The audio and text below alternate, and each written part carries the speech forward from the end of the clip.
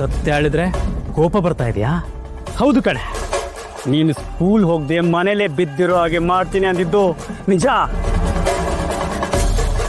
ಆದ್ರೆ ಯಾಕೆ ಹೇಳು, ನಿನ್ನ ಈ ಬುದ್ಧಿ ನೋಡಿ ನಿನಗೆ ಈ ಸ್ಕೂಲು ಊರು ಅನ್ನೋದು ನೆಪ ಅಷ್ಟೇ. ದಿನ ಬಂದು ಆ ರುದ್ರನ್ ಜೊತೆಗೆ ಚಕ್ಕಂದ ಆಡ್ಬೇಕಾಗಿತ್ತು.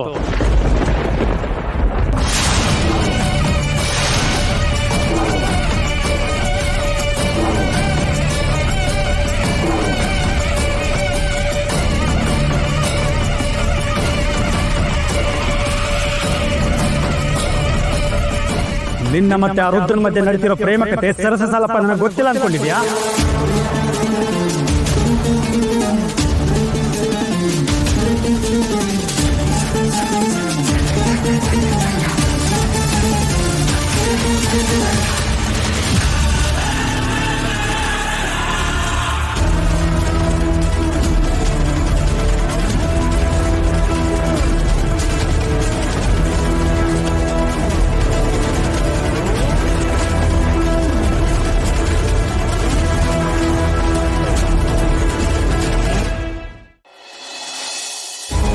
ಶಶಾಂಕ್, ಏನು ಮಾತಾಡ್ತಿದ್ಯಪ್ಪ ನೀನು?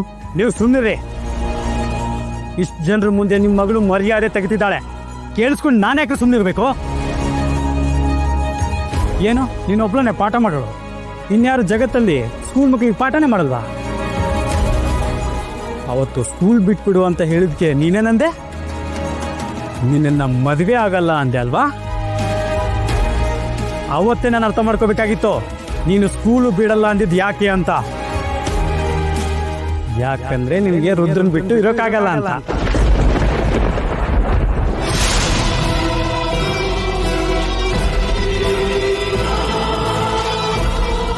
ಸ್ಕೂಲಲ್ಲಿ ಒಟ್ಟಿಗೆ ಸೇರ್ಕೊಂಡು ಇಬ್ರು ಅಡ್ಗೆ ಮಾಡೋದೇನು, ದಿನ ಬೆಳಗ್ಗೆ ಸಂಜೆ ಮೀಟ್ ಮಾಡೋದೇನು,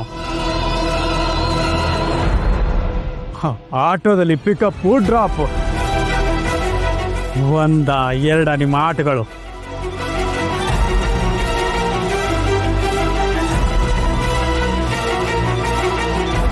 ಶಶಾಂಕ್, ಬಾಯಿಗೆ ಬಂದಾಗೆಲ್ಲ ಮಾತಾಡ್ಬೇಡ. ನನ್ ಕೇಳಕ್ ಅಸಹ್ಯ ಆಗ್ತಾ ಇದೆ. ಮಾಡುವಾಗ ಅಸಹ್ಯ ಆಗ್ತಿರ್ಲಿಲ್ಲ, ಕೇಳಕ್ ಅಸಹ್ಯ ಆಗ್ತಿದ್ಯಾ? ನಿನ್ ಜನ್ಮಕ್ಕೆ